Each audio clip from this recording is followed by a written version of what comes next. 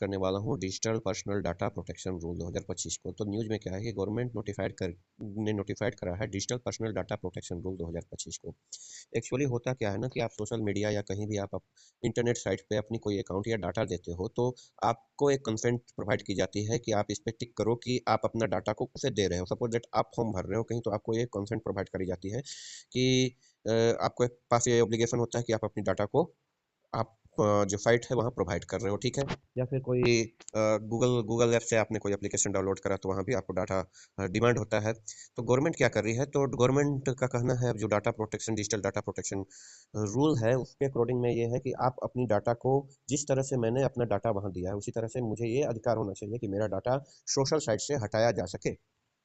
So about digital personal data protection rule 2025 क्या करता है, क्या कह रहा है, ये कह रहा है कि mark the full operationalisation of digital personal data protection act 2023। दो गवर्नमेंट ने digital data protection act personal data protection act 2023 लागू किया था, उसे फुल ऑपरेशनलाइज अब करना होगा। किसे करना होगा, जो मीडियम्स हैं, मीडियम है यानी कि जैसे सोशल साइट्स हो गया, फेसबुक हो गया, ट्विटर हो गया या जो भी है।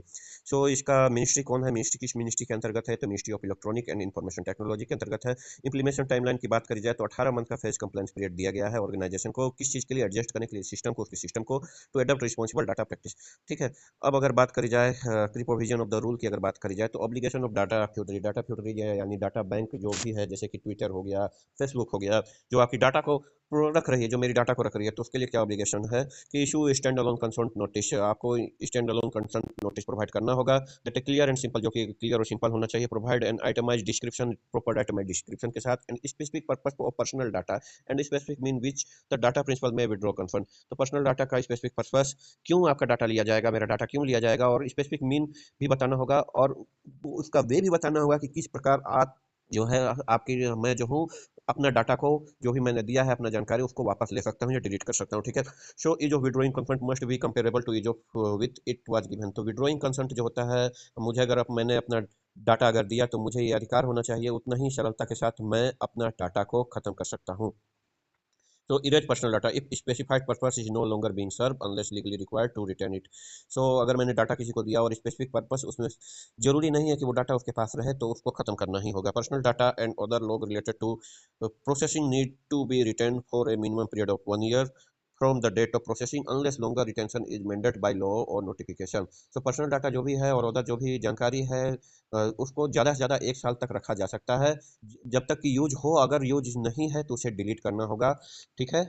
और यूज है तो उसका जानकारी लॉ के थ्रू या नोटिफिकेशन के थ्रू प्रोवाइड तो करनी ही होगी। So issue personal data breach notification, आप जो डाटा फ्यूडरी है उसे इशू करना होगा personal data breach notification, informing all affected individual without delay, explaining what happened, possible impact and step taken to the address the issue. अगर आपकी personal data का breaches हुआ है, यानी डाटा का इधर उधर वहाँ से डाटा का लीक हुआ है, तो डाटा फ्यूडरी यानी जिसने डाटा आपका ले रखा है उसको आपको नोटिफाइड करना होगा, मुझे नोटिफाइड करना होगा कि उसने मेरी डाटा को लीक कर दिया है और उसका क्या कॉन्सिक्वेंस हो सकता है और क्या परिणाम हो सकता है और उसको किस तरह से सोल्व किया जा सकता है। So public business and contact information of designated officer data protection office. So data fiduciary को public business contact information of designated officer and data protection officer on the website app for the query related to personal data. तो आपको contact information भी देना होगा data protection officer का, और जो कि रिस्पॉन्सिबल होगा, जो कि जानकारी प्रोवाइड करेगा।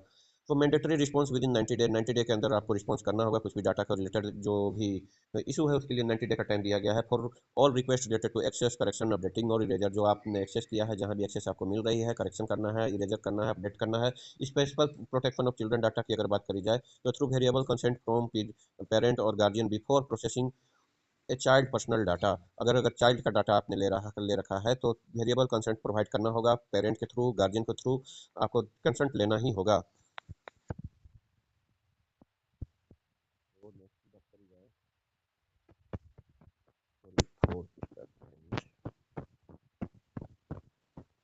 Where is it? Yeah. की obligation.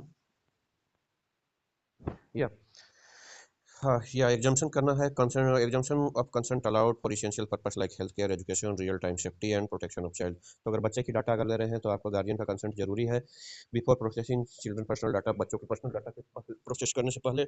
उसके अलावा अगर बात करी जाए तो इसमें छूट दिया गया, किसको छूट दिया गया है, हेल्थ केयर से रिलेटेड, एजुकेशन से रिलेटेड या रियल टाइम सेफ्टी से रिलेटेड, प्रोटेक्शन ऑफ चाइल्ड से रिलेटेड।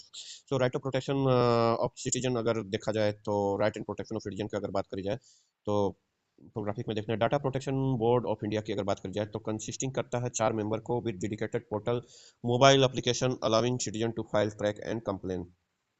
तो डाटा प्रोटेक्शन बोर्ड में 4 मेंबर हैं, ठीक है, और एक डेडिकेटेड पोर्टल है और मोबाइल एप्लीकेशन प्रोवाइड किया जा रहा है data protection board of India के थ्रू, जो कि सिटीजन को फाइल किया जा सकता है, कंप्लेंट फाइल करने का माध्यम हो सकता है और कंप्लेंट ट्रैक करने का, ठीक है। Appeal against board decision to be heard by telecom dispute settlement appellate tribunal. Telecom dispute settlement appellate tribunal tribunal जो है वो बोर्ड के डिसीजन के खिलाफ भी अपील को सुनवाई कर सकता है। अदर प्रोविजन की अगर बात करी जाए तो enhance obligation of significant data fiduciary. तो सिग्निफिकेंट डाटा फ्यूडरी का ऑब्लिगेशन को इनहेंस करना है, जिसमें including mandatory personal data protection impact assessment and independent audit once in every 12 month. आपका प्रत्येक 12 महीना में इंडिपेंडेंट ऑडिट कराया जाना चाहिए, ठीक है। और personal data protection impact assessment होना चाहिए, ठीक है। Stricter check while using new and sensitive technology. अगर अगर नया कोई सेंसिटिव टेक्नोलॉजी यूज हो रही है डाटा से रिलेटेड तो उसको प्रॉपर वे में चेक होना चाहिए। कंसेंट मैनेजर होना चाहिए कि to be company based in India, तो मैनेजर जो भी है उसका कंसेंट होना चाहिए। कंपनी जो भी बेस्ड है इंडिया में उसका उसको कंसेंट मैनेजर से भी कंसेंट होना चाहिए, उसका भी जो स्वीकृति होनी चाहिए कि आप डाटा रख रहे हो। So special protection of person and with disability, जो person with they can not make legal decision. So जो पर्सन विद डिसेबिलिटी दिव्यांग जन है उसके लिए स्पेशल प्रोटेक्शन होना चाहिए, जो कि अगर डिसीजन नहीं ले सकते हैं। सो बात करी जाए कि right of citizen under under digital personal data protection act rule में राइट क्या है, तो right to nominate another person to exercise their data right on their behalf. तो इसमें यह राइट होना चाहिए कि आप या मैं किसी और पर्सन को डाटा को एक्सरसाइज करने के लिए राइट दे सकूँ उसके बिहाफ पर। राइट टू गिव और रिफ्यूज कंसेंट की अगर बात करी जाए, राइट टू गिव और रिफ्यूज कंसेंट इंक्लूड विड्रॉल और कंसेंट एनी टाइम। अगर मैंने किसी को अपना डाटा दिया है तो मुझे ये अधिकार होना चाहिए कि मैं डाटा को विड्रॉ कर सकूँ। Right to know how personal data is use, हमें जानकारी होनी चाहिए कि किस तरह पर्सनल डाटा का यूज हो रहा है। Include information on what data has collected and why it has been collected.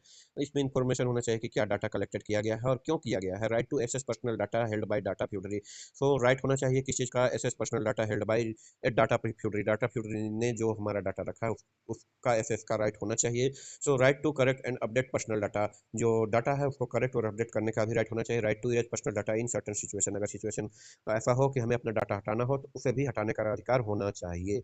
अब अगर बात करी जाए कि डीपीडीपी एक्ट 2023 की बात करी जाए तो इसमें क्या क्या है कि to provide mechanism for processing of digital personal data in a manner that recognise both the right of individual to protect their personal data and the need of process such a personal data for a lawful purpose. तो इसमें ऐसा mechanism होना चाहिए कि मैं जो अपना data दे रहा हूँ उसमें मेरा डाटा प्रोटेक्शन भी हो और वो नीड भी हो, जरूरत का भी, जो जिस कारण से डाटा, जैसे मैंने यूपीएससी का पोर्टल में अपना फॉर्म भरा सपोज दैट, तो वहाँ पर मेरा डाटा लिया जा रहा है, मेरा डाटा मैंने अब तक दिया, ठीक है। तो लॉफुल पर्पस से डीपीएससी ने अपना मेरा डाटा को रखा है और मैंने डाटा दिया है, तो मैनर होना चाहिए, तो प्रोवाइड मैकेनिज्म होना चाहिए for processing digital personal data in a manner that recognise both the right of individual, मेरा भी राइट होना चाहिए, इंडिविजुअल उसको रिकॉग्नाइज होना चाहिए कि मैं अपना पर्सनल डाटा को प्रोटेक्ट कर सकूं and need to process such personal data for lawful purpose. और ये भी अधिकार होना चाहिए कि पर्सनल डाटा का लोफुल पर्पस में यूज हो सके, ठीक है।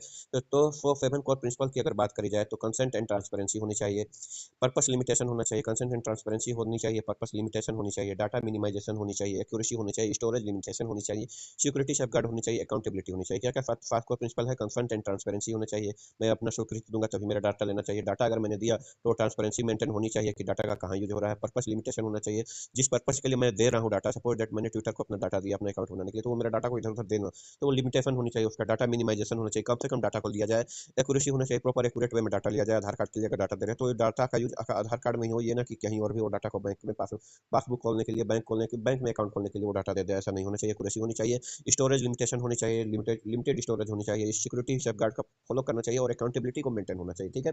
सो की डिफिनेशन की अगर बात करी जाए तो डाटा प्रिंसिपल क्या होता है, person to whom the data relate, data principal का मतलब है पर्सन जिसका डाटा रिलेट कर रहा है।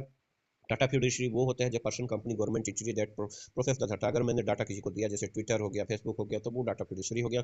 कंसेंट मैनेजर की अगर बात करी जाए तो entity register with the data protection board of India to enable data principal give review withdraw consent. तो कंसेंट मैनेजर वो होते हैं जो एंटिटी जो रजिस्टर होते हैं data protection board of India में, जो कि इनेबल डाटा प्रिंसिपल गिव जो रिव्यू एंड विड्रॉ कंसेंट का, जो कि इनेबल करता है डाटा प्रिंसिपल को गिव करने के लिए, मतलब देने के लिए, रिव्यू करने के लिए और विड्रॉ करने के लिए। ठीक है। एप्लीकेबिलिटी की अगर बात करी जाए तो processing of digital personal data with in India, collective digitally or digitized letter processing outside India if offering goods and service in India.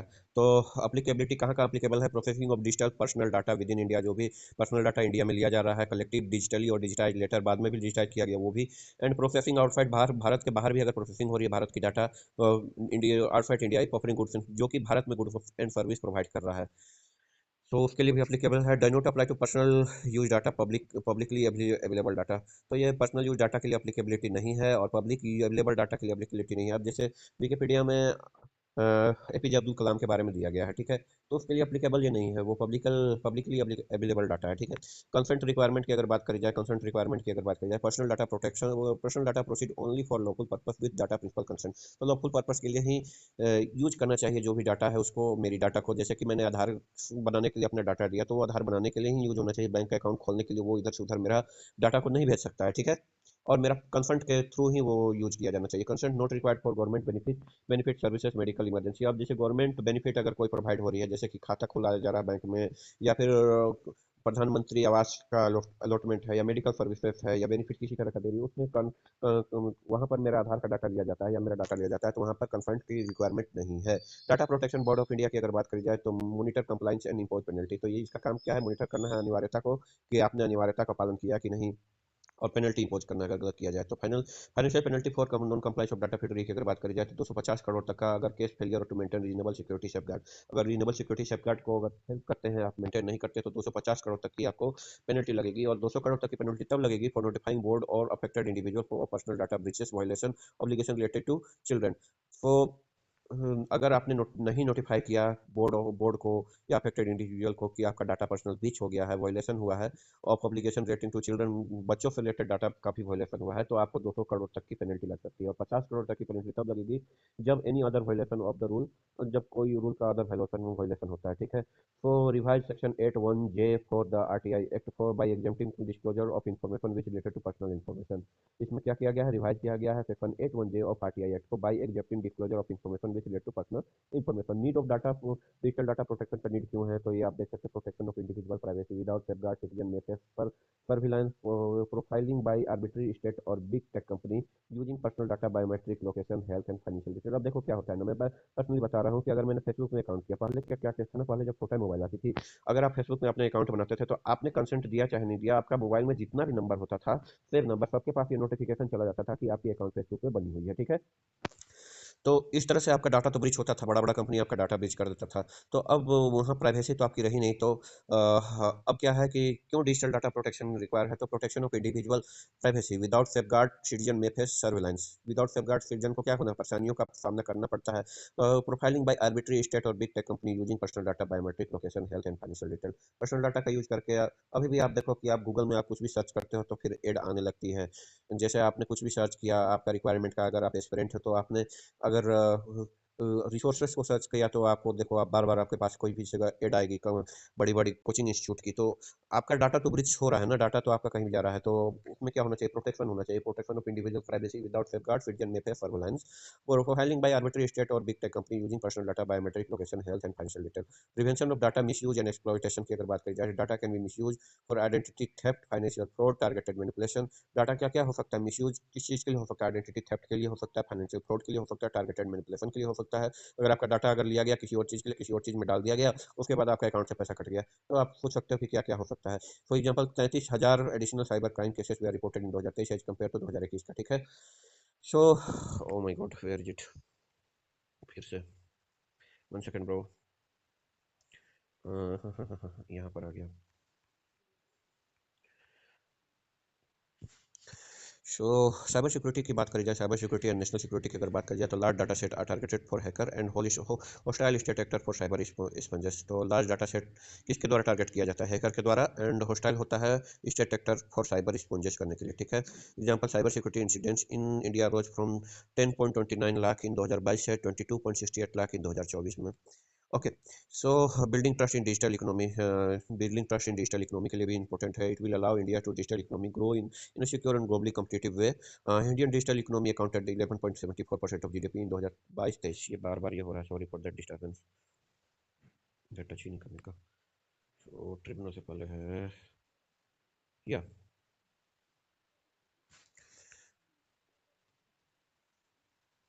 AI governance, तो नेक्स्ट टॉपिक है या okay. So building trust in digital economy की बात हो गई। Safeguarding of vulnerable group की अगर बात करी जाए तो children, elderly, women are more vulnerable to data breaches, online harassment and exploitation. तो चिल्ड्रन तो डेफिनेटली, चिल्ड्रन एल्डर ग्रुप जो होते हैं वो डेफिनेटली जो है डाटा ब्रिच के वल्नरेबल होते हैं। उनका अधिक से अधिक डाटा का इस्तेमाल होता है और मिसयूज भी होता है, ठीक है। जैसे उनका पर्सनल डाटा का यूज करके फाइनेंशियल फ्रॉड होता है। एंड वुमेन का भी है, वुमेन का भी पर्सनल डाटा का यूज करके बहुत ज़्यादा क्राइम किया जाता है। सो अ, ये लोग मोर वल्नरेबल है डाटा ब्रीच को, ऑनलाइन हरासमेंट को, एक्सप्लॉयटेशन को लेकर। So ethical use of emerging technology की अगर बात करी जाए तो ensure non discrimination, fair algorithm and human oversight. तो इसमें भी इंश्योर होना चाहिए कि नॉन डिस्क्रिमिनेशन हो, फेयर एल्गोरिदम हो और ह्यूमन ओवरसाइट की बात करें। क्रिटिसिज्म अगर करी जाए तो डीपीडीपी रूल 2025 की अगर बात करी जाए और डीपीडीपी एक्ट 2023 की अगर बात करी जाए तो ब्रॉड एग्जाम्पशन इसमें बहुत ज़्यादा छूट दे रखा है। Government can exempt notified agency for reason like security, sovereignty, public order without clear oversight mechanism from data protection obligation. तो गवर्नमेंट ने बहुत सारी एजेंसी को छूट दे रखा है कि सिक्योरिटी, सोवर्जिनिटी और पब्लिक ऑर्डर के लिए आप डाटा को इस्तेमाल कर सकते हो विदाउट क्लियर ओवरसाइट, जो कि ओवरसाइट मैकेनिज्म नहीं है कि किस तरह से डाटा को प्रोटेक्शन इसमें किया जाए। सो मिसिंग राइट की अगर बात करी जाए तो act omit the right of data portability and the right of to be forgotten, ठीक है। तो मिसिंग राइट इसमें अगर बात करी जाए तो एक्ट ओमिट कर रहा है the right to data protective portability और the right to data to be forgotten. MBT और इन डेफिनेशन की अगर बात करी जाए तो significant data fiduciary and threshold for stricter obligation. Example, significant data fiduciary and threshold for stricter obligation, इसको लेकर भी एम्बिग्यूटी है। कंप्लायंस की अगर बात करी जाए, कंप्लायंस एंड बर्डन इम्पैक्ट और ऑन इनोवेशन की अगर बात करी जाए, high compliance cost and operational complexity में stifle business growth and innovation in data heavy business. जहाँ जहाँ डाटा के रिलेटेड हैवी बिजनेस है वहाँ पर अगर कंप्लायंस कॉस्ट ज़्यादा है डाटा को मेंटेन करने के लिए और ऑपरेशनल कॉम्प्लेक्सिटी अधिक बढ़ जाएगी तो बिजनेस का ग्रोथ को ये इम्पैक्ट करेगा, ठीक है। ओके, सो अदर इनिशिएटिव की अगर बात करी जाए, taken for digital data protection की अगर बात करी जाए, taken for digital data protection जो कि एस पुट्टास्वामी का केस था, जजमेंट था 2017 में। रिकॉग्नाइज किया गया था right to privacy as a fundamental right under article 21 and directed the government to stabilise robust data protection framework. तो राइट टू प्राइवेसी को आर्टिकल 21 के अंदर फंडामेंटल राइट के तौर पर इस्तेमाल कर फंडामेंटल तौर पर देखा गया था और गवर्नमेंट को डायरेक्ट किया गया था कि रिबोस्ट डाटा प्रोटेक्शन फ्रेमवर्क को स्टेबलाइज किया जाए। Justice B N Srikrishna committee 2017 में जो लागू हुई थी, यहाँ पर भी एग्जामिन करने के लिए examine data protection issue and recommend comprehensive law for data protection. यहाँ पर भी कहा गया था कि डाटा प्रोटेक्शन इशू को एग्जामिन किया जाए और रिकमेंड किया जाए comprehensive law for data protection. Digital information security and health care act DISHA की अगर बात की जाए तो framework for health care data protection है। कंप्यूटर इमरजेंसी रिस्पॉन्स टीम की अगर बात की जाए, इंडिया 13 की अगर बात की जाए, cyber cyber security direction April 2024 2022 offset in require reporting incidents of data breaches within 6 hour maintaining security law. तो कंप्यूटर इमरजेंसी रिस्पॉन्स टीम जो होती है इंडिया की 13 जिसे कहा जाता है, यहाँ पर साइबर सिक्योरिटी डायरेक्शन अप्रैल 2022 के अकॉर्डिंग अब सर्टेन रिक्वायर क्या रिक्वायर करता है, रिपोर्ट अगर कोई भी इंसिडेंट होता है डाटा ब्रीच का तो 6 घंटे के अंदर आपको इन्फॉर्मेशन देना होगा, रिक्वायर रिपोर्ट करना ही होगा सर्टेन को, मेंटेनिंग साइबर सिक्योरिटी लॉ को, सिक्योरिटी लॉ को मेंटेन करने के। तो कंक्लूजन की अगर बात करी जाए तो DPDP act and DPDP rule make the major step toward a trustworthy and future ready digital environment in India. तो मैं कर रहा है बहुत अच्छा स्टेप है और ट्रस्टवर्दी स्टेप है for future ready digital environment के लिए। They clearly how personal data must be handle, strength, individual right, tips, responsibility and organization. वो क्लेरिफाई कर रहा है, ये क्लेरिफाई डेफिनेटली कर रहा है कि किस तरह से पर्सनल डाटा मेरा यूज़ किया जाए, हैंडल किया जाए और मेरा राइट को भी सुरक्षित रखा जाए एंड रिस्पॉन्सिबिलिटी और क्या होनी चाहिए और ऑर्गेनाइजेशन की और किस तरह से मेरे डाटा को प्रोटेक्ट किया जा सकता है। तो इंडिया एआई गवर्नेंस गाइडलाइन की अगर बात करी जाती है कि न्यूज़ में क्यों है, recently union ministry of electronic and information technology जिसे मीटी कहा जाता है ने अनवील किया है India AI governance guideline under the India AI mission. India AI mission के लिए अनबिल किया है गवर्नेंस गाइडलाइन को, ठीक है। तो गाइडलाइन क्या क्या है, 7 गाइडलाइन दिया गया है, 7 guideline principle for ethical and responsible AI के लिए क्या क्या दिया है। Trust is the foundation, trust होना चाहिए फाउंडेशन का। पीपल फर्स्ट होना चाहिए, इनोवेशन ओवर रिस्ट्रेन, इनोवेशन होना चाहिए रिस्ट्रेन की जगह। फेयरनेस एंड इक्विटी मेंटेन होनी चाहिए, अकाउंटेबिलिटी मेंटेन होना चाहिए, अंडरस्टैंडेबल बाय डिजाइन होना चाहिए, सेफ्टी रिजिलियंस एंड सस्टेनेबिलिटी होना चाहिए। ओके, तो about India AI governance guideline की अगर बात कर जाए, it purpose to robust governance framework to foster cutting edge innovation and safely develop and deploy AI for all while mitigating risk to individual and society. तो ये क्या है, it propose a robust governance framework, robust governance framework को propose कर रहा है जो कि फोस्टर कटिंग एज इनोवेशन के साथ हो एंड सेफली डेवलप्ड और deploy AI for all while mitigating risk for to individual and society. तो एआई गवर्नेंस गाइडलाइन के अकॉर्डिंग में ये पर्पस प्रपोज किया जा रहा है कि रिवर्स गवर्नेंस फ्रेमवर्क होना चाहिए जो कि पोस्टर कटिंग एज इनोवेशन के साथ सेफली डेवलप्ड हो और डिप्लॉय करे एआई को सबके लिए, जबकि ये मिटिगेट करते हुए, कम करते हुए, रिस्क को कम करते हुए इंडिविजुअल और सोसाइटी में जो होने वाले रिस्क को कम करते हुए, ठीक है। So institutional framework to implement guideline की अगर बात करी जाए तो हाई लेवल बॉडी होना चाहिए governance group for overall policy formulation coordination of AI governance in India across all agency. तो हाई लेवल एक बॉडी होनी चाहिए, ठीक है, जो कि ओवरऑल पॉलिसी फॉर्मुलेशन कोऑर्डिनेशन करे किसके लिए, एआई गवर्नेंस के लिए in India across all agency. Governance agency like MeitY, MHA, ETC and sectoral regulator like RBI, SEBI, TRAI, CCI for issuing sector specific rule handling grievances in their respective domain. तो government agency क्या है, तो जैसे कि मीटी हो गया, MHA हो गया एंड सेक्टरल रेगुलेटर जो भी है, फॉर इसका क्या होगा, for issuing sector specific rule handling grievances in their respective domain. तो इनको क्या है, सेक्टर स्पेसिफिक रूल इशू करना होगा और ग्रीवेंसेस को हैंडल करना होगा इनके डोमेन के। ओके, सो एडवाइजरी बॉडी की अगर बात करी जाए तो नीति आयोग जो office of principal scientific advisory TC supporting AI governance group with regular briefing and strategic advice on AI governance. इनका काम होगा एआई गवर्नेंस ग्रुप को सपोर्ट करना विद रेगुलर ब्रीफिंग के साथ और स्ट्रेटेजिक एडवाइस के साथ, ठीक है। स्टैंडर्ड बॉडीज की अगर बात करी जाए, BIS telecommunication engineering sector etc, ये क्या करेगा, डेवलपिंग करेगा स्टैंडर्ड को in relation of AI risk taxonomy and certification standard. तो सर्टिफिकेशन स्टैंडर्ड को और एआई रिस्क टैक्सोनॉमी जो भी हो सकती है, रिस्क हो सकती है, उसके रिलेटेड स्टैंडर्ड को डेवलप करेगा, ठीक है। सो 7 प्रिंसिपल की मैंने बात करी। पहला हो सकता है trust in the foundation, foundation में ट्रस्ट होना चाहिए, पीपल फर्स्ट होना चाहिए, इनोवेशन ओवर रिस्ट्रेन होना चाहिए, रिस्ट्रेन की जगह इनोवेशन होना चाहिए, फेयरनेस एंड इक्विटी होना चाहिए, अकाउंटेबिलिटी होनी चाहिए, अंडरस्टैंड बाय डिजाइन होना चाहिए, सेफली रिजिलियंस एंड सस्टेनेबिलिटी को मेंटेन करना चाहिए, ठीक है। Issue for in AI governance की अगर बात करिए, digital divide, rural and underserved region lag in the digital public infrastructure, high cost of deploying AI solution, and uneven adaptation of AI due to weak computing access in sector like agriculture, health care, public service, it is hinder uniform AI adoption. तो क्या है कि digital divide तो है, जैसे कि rural और under सर्व reason जहाँ पर है वहाँ पर क्या है, लैग इन digital public infrastructure, digital public infrastructure की कमी है, हाई कॉस्ट है किस चीज़ को डिप्लॉय करने के लिए एआई सोल्यूशन को, और अनइवन एडोप्टेशन ऑफ एआई क्योंकि वीक कंप्यूटिंग एक्सेस है, जैसे कि एग्रीकल्चर में, हेल्थ केयर में, पब्लिक सर्विसेज में। तो ये क्या कर रहा है, हिंडर कर रहा है, परेशान कर रहा है, बाधा डाल रहा है यूनिफॉर्म एआई एडोप्टेशन को। Example, as per the internet in India 2024 पर 51% rural population still does not access internet. तो 51% भारतीय जनसंख्या जो है, जो कि ग्रामीण जनसंख्या, अभी तक इंटरनेट का इनका यूज पता नहीं है। डिस्क्रिमिनेशन की अगर बात करी जाए तो AI trend in the trend on biased data can produce discriminatory outcome in welfare policy etc, deepening existing inequality and disproportionality affecting marginalized group with the proper safeguard। तो अगर डिस्क्रिमिनेशन की अगर बात करी जाए तो AI trend on bias data can produce, अगर bias data पर एआई ट्रेंड हो रहा है, सो क्या कर सकता है, प्रोड्यूस कर सकता है क्या, discriminatory outcome in welfare and policy, ठीक है, अगर बायस डाटा पे एआई ट्रेंड किया जा रहा है। तो डीपनिंग एग्जिस्टिंग इनइक्वालिटी को डीपनिंग करेगा, disproportionality affecting marginalised group without proper safeguard. तो मार्जिनलाइज्ड ग्रुप को क्या करेगा, अफेक्ट करेगा। अगर एआई का बायस डाटा पर अगर एआई ट्रेंड हो रहा है, एआई तो देखिए डाटा पर ड्रिवन होता है ना, अगर बायस डाटा उसको मिल गया, गलत डाटा मिल गया, तो वो क्या करेगा, तो पॉलिसी जो भी आप वेलफेयर पॉलिसी एआई के थ्रू बना रहे हो या एआई के थ्रू वर्क कर रहे हो, उसको क्या करेगा, इम्पैक्ट करेगा, और जिसके कारण क्या होगा, इनइक्वालिटी और बढ़ेगी और मार्जिनलाइज्ड ग्रुप का और नुकसान हो सकता है, ठीक है। तो ट्रांसपेरेंसी अकाउंटेबिलिटी की बात करी जाए तो AI opaque black box decision hinder transparency and accountability, especially in welfare and law enforcement making it difficult to accept decision and hold institution answerable without clear audit mechanism. अगर audit mechanism proper नहीं होती है, तो अगर OPEC और black box decision AI अगर कर रहा है तो वो क्या करेगा, हिंडर करेगा ट्रांसपेरेंसी और अकाउंटेबिलिटी को, ठीक है। Specially in welfare and law enforcement करना, making difficult to accept decision and hold institution answerable without clear audit mechanism, जिसके कारण अगर वेलफेयर, स्पेशली वेलफेयर और लॉ इन्फोर्समेंट में तो डिफिकल्ट होगा, अगर